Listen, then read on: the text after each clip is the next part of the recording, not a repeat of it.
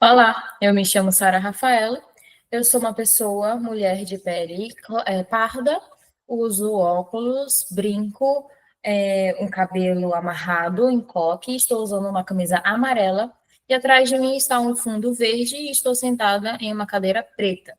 E eu ainda não possuo sinal em Libras. Bom, a aula de hoje ela está relacionada ao papel da linguagem na construção da subjetividade.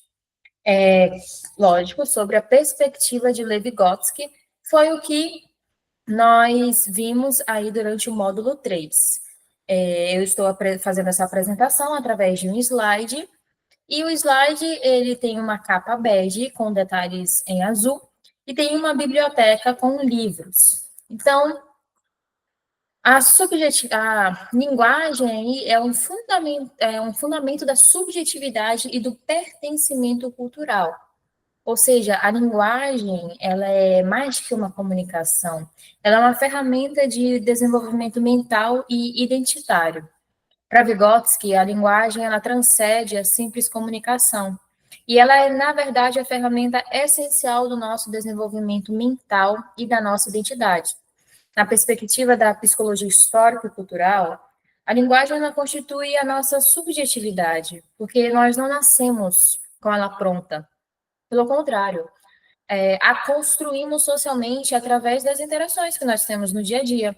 E é por meio da linguagem que o mundo ganha significado para nós, o que nos tornamos quem nós somos, mediando nossas relações com a cultura e com o outro também.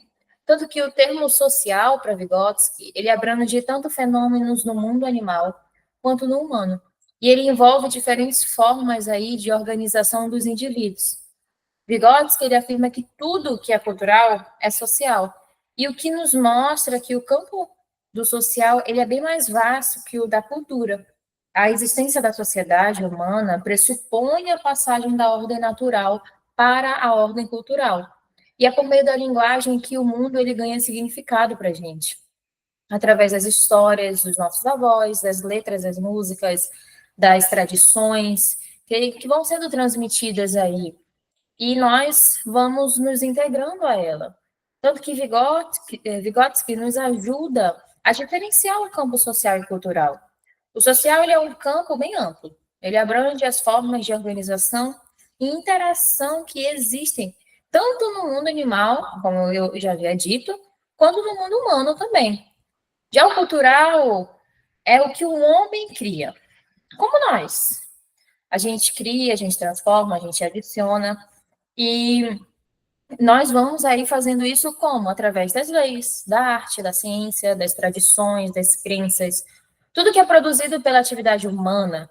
Então, tudo isso daí ele é um exemplo aí de que nem tudo que é social é cultural, mas tudo que é cultural é social também. O próximo tópico, ele nos mostra os processos psicológicos superiores, processos psicológicos superiores e a dupla mediação semiótica, o PPS. Então, o que é isso? São as nossas funções mentais mais complexas, como pensar, lembrar, planejar. E nós não nascemos com isso, não nascemos com elas prontas, mas elas são formadas aí pelas relações sociais e culturais que nós temos durante aí a nossa vida.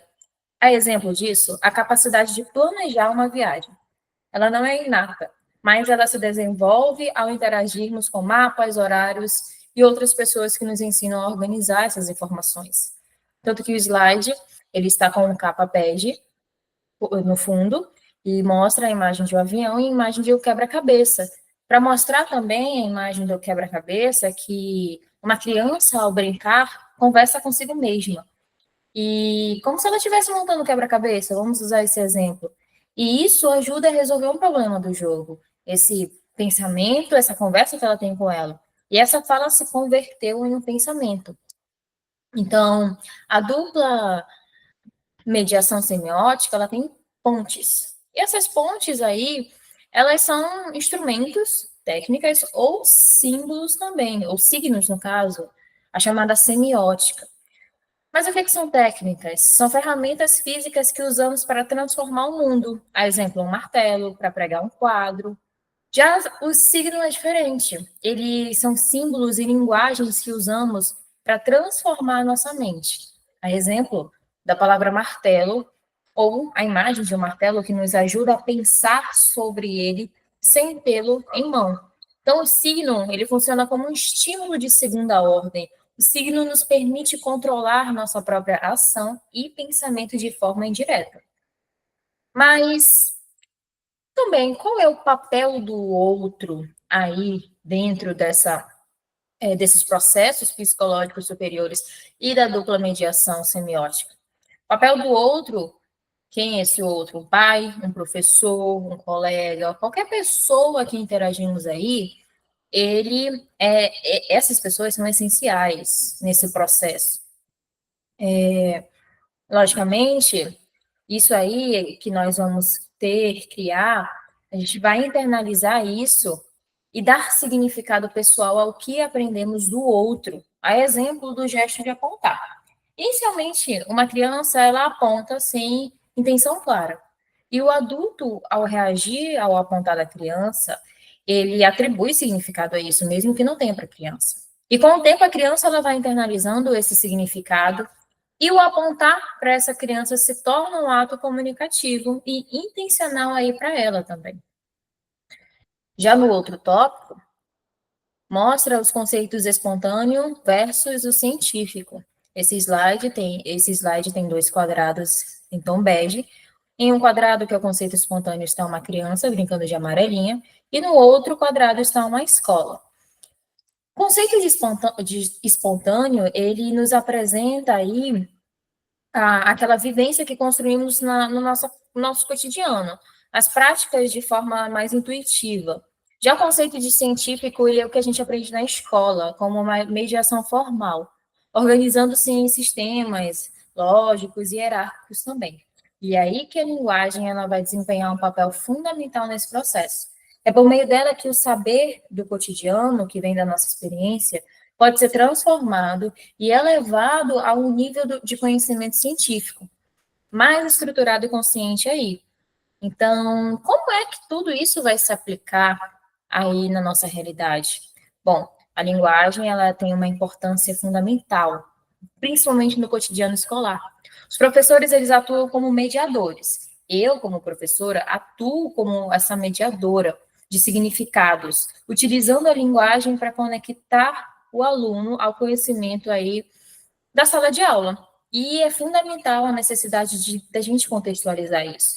Eu sou professora de geografia, sempre uso a contextualização da realidade para a sala de aula, e isso se torna mais relevante e significativo também. E para que essa mediação seja eficaz, a linguagem ela deve ser muito acessível e conectada também à realidade do aluno, permitindo que ele internalize e reelabore também os conceitos agora assim de formativa. Então, para concluirmos, a mente ela está em constante construção. Vygotsky diz que o homem é uma pessoa social, um agregado de relações sociais encarnadas no indivíduo. Então, a linguagem é a ferramenta mais poderosa aí, que nos permite não só interagir com o mundo, mas transformá-lo também. E, acima de tudo, transformar nós mesmos. Ao compreendermos o papel do social, do cultural e da linguagem, a gente compreende que nós, seres humanos, somos um agregado de relações sociais aí encarnadas no indivíduo. E estamos em constante construção e transformação também. Então, essa foi a aula de hoje. Muito obrigada. Boa noite.